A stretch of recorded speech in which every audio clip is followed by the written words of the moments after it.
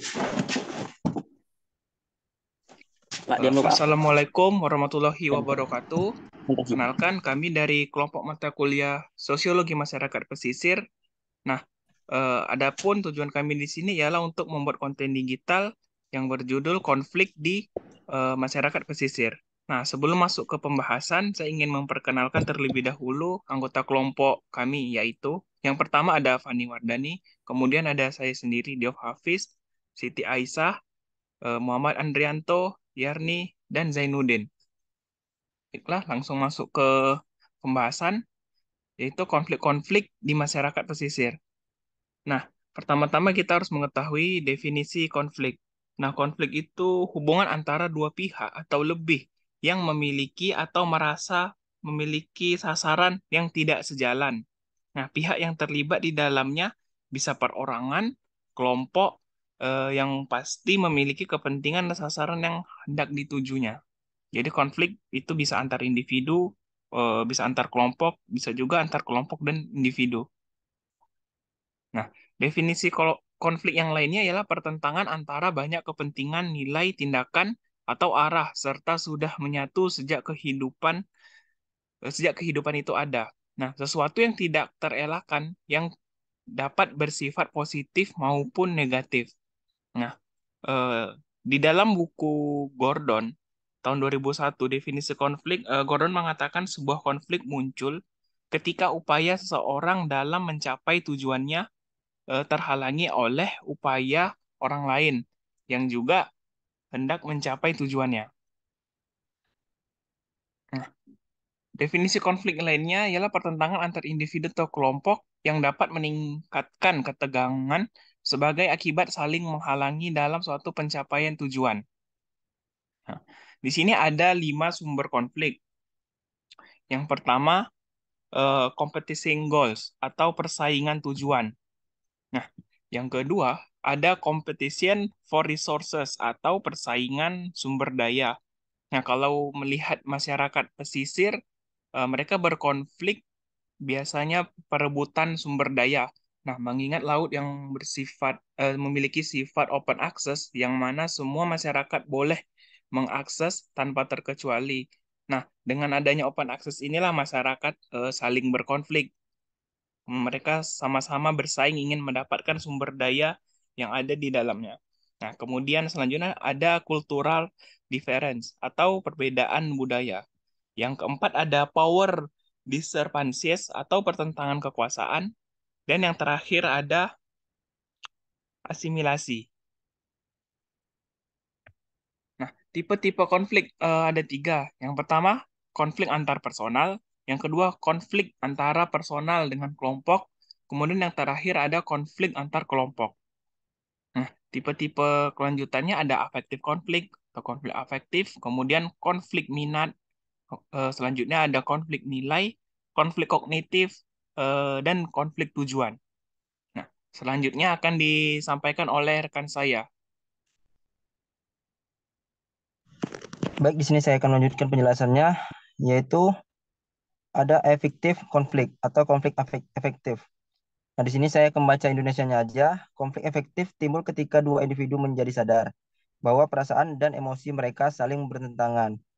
Terus yang kedua ada konflik of interest, konflik minat, yaitu konflik minat menggambarkan sebuah situasi ketika seseorang memiliki pilihan yang bertentangan dalam suatu perencanaan untuk menjalankan suatu aksi atau kegiatan tertentu.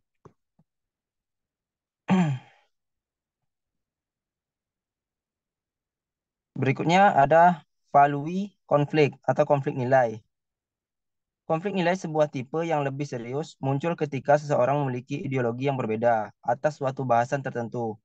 Nah, terus di sini ada kognitif konflik atau bisa disebut konflik kognitif, yaitu konflik kognitif menggambarkan sebuah situasi ketika dua orang atau lebih mulai sadar bahwa proses berpikir dan persepsi mereka tidak sesuai.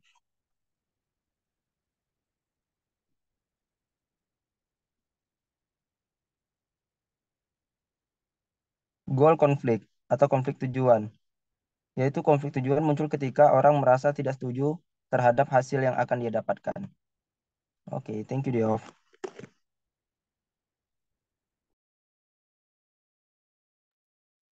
Baik, saya akan melanjutkan, yaitu konflik pengelolaan sumber daya perikanan. Satu, ego sektoral dan ego kedaerahan. Lebih berwenang atau superior dari sektor atau daerah lain dalam pemanfaatan SDPI. Pengelolaan secara sektoral dan berorientasi pada keuntungan sesaat atau jangka pendek secara maksimal. Egoisme sektoral lebih dominan daripada kerjasama. Sinergis antar sektor dalam pemanfaatan sumber daya pesisir secara optimal.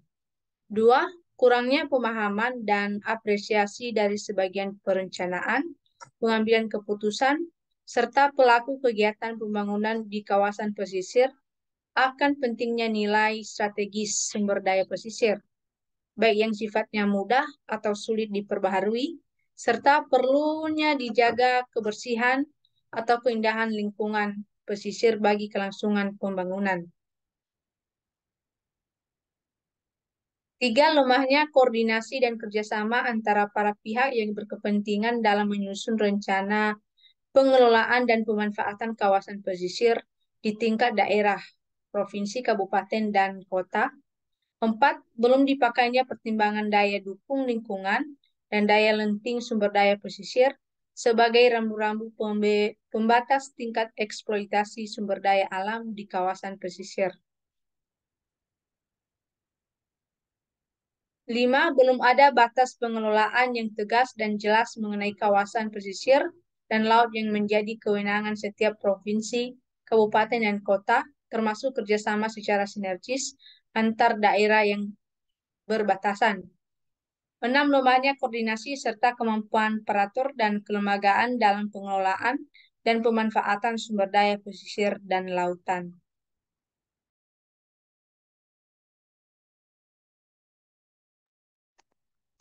Orang yang butuh prestasi tetapi tidak peduli pada relasi, maka dia berusaha memenangkan konflik itu.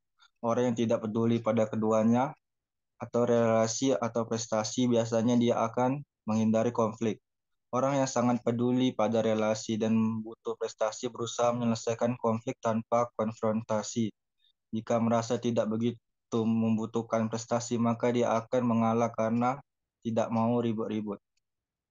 Tidak ada satu penyelesaian konflik yang selalu tepat untuk semua situasi. Penyelesaian konflik satu oleh politis dan mengambil keputusan. Berbagai nilai dan kepentingan yang berbeda kemudian mengambil keputusan berdasarkan nilai dan kepentingan tersebut. Dalam pendekatan ini, bantuan atau nasihat dari para ahli, masukan dari masyarakat, serta mendengar aspirasi, masukan dan kepentingan masyarakat melalui diskusi dan dialog. Pendekatan administratif dibentuk dan memberikan kesempatan kepada para birokrat untuk mengambil keputusan tentang suatu konflik. Birokrat pada tingkat 1 ataupun 2 mengumpulkan kelompok yang bersengketa, mendengarkan pandangan mereka, mempertimbangkan masukan dari para ahli, kemudian mengambil keputusan. C. Pendekatan hukum. Melalui pengaduan dan pengadilan, apabila pihak yang terlibat konflik sulit untuk berdamai, bahkan sulit untuk mengadakan dialog satu sama lain yang lainnya, keputusan yang diambil harus dipatuhi oleh berbagai pihak. Sanksi yang diterapkan bagi mereka yang tidak mematuhi prosedur pedoman hukum. Pola penyelesaian konflik.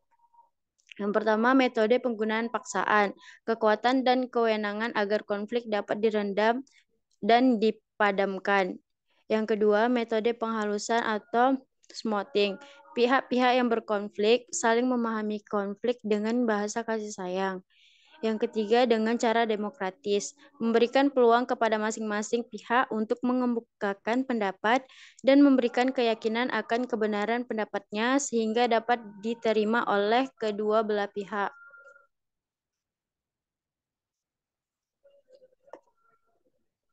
Carbin 1985 mengelaborasi terhadap tiga hal, yaitu mulai cara yang paling tidak efektif, yang efektif, dan yang paling efektif. Yang tidak efektif meliputi dengan paksaan, tidak disukai, mungkin konflik bisa diselesaikan dengan cepat, namun bisa menimbulkan reaksi kemarahan atau reaksi negatif lainnya. Yang kedua, penundaan, penyelesaian berlarut-larut. Yang ketiga, bujukan berakibat psikologis orang kebal sehingga berselisih semakin tajam.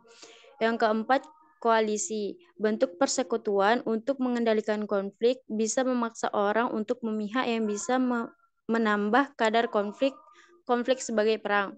Selanjutnya, tawar-menawar distribusi. Tidak menyelesaikan masalah karena masing-masing pihak saling melepaskan beberapa hal penting yang menjadi haknya. Jika terjadi konflik, mereka merasa menjadi korban konflik. Yang lebih efektif meliputi koeksistensi damai, mengendalikan konflik dengan cara tidak saling mengganggu dan saling merugikan, dengan menetapkan peraturan yang mengacu pada perdamaian serta diterapkan secara ketat dan konsekuen. Selanjutnya dengan mediasi atau perantaraan. Jika penyelesaian konflik menemui jalan buntu, masing-masing pihak bisa menunjuk pihak ketiga untuk menjadi perantara yang tidak berperan secara jujur dan adil serta tidak memihak.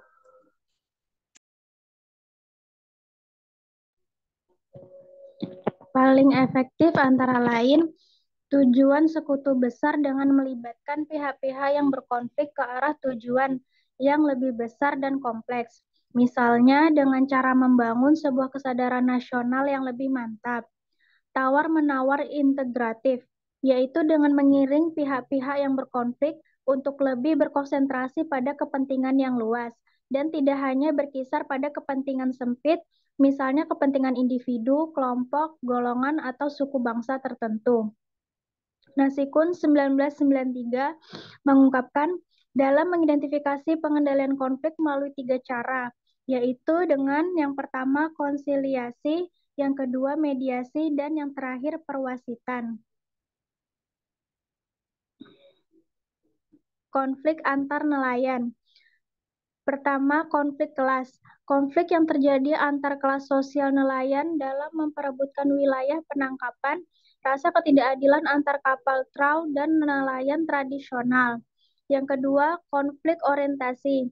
Konflik yang terjadi antar nelayan yang memiliki perbedaan orientasi dalam pemanfaatan sumber daya, antara nelayan yang memiliki kepedulian terhadap cara-cara pemanfaatan sumber daya yang ramah lingkungan atau orientasi jangka panjang, dengan yang bersifat merusak lingkungan seperti penggunaan bom, potasium, dan lain sebagainya, atau yang disebut dengan orientasi jangka pendek. Yang ketiga, konflik agraria. Konflik yang terjadi akibat perebutan FG bisa terjadi antara kelas nelayan maupun interkelas nelayan, antara nelayan dengan pihak lain, non-nelayan, seperti antara nelayan dengan pelaku usaha lain, seperti aquacultur, wisata pertambangan yang oleh Charles 2001 diistilahkan sebagai external allocation conflict. Yang terakhir, konflik primordial. Konflik yang terjadi akibat perbedaan identitas seperti etnik, asal daerah, dan seterusnya.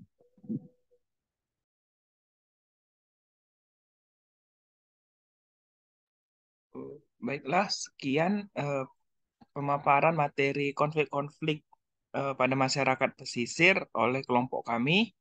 Saya akhiri. Mohon maaf apabila terdapat kekurangan ataupun kesalahan dalam penyebutan kata.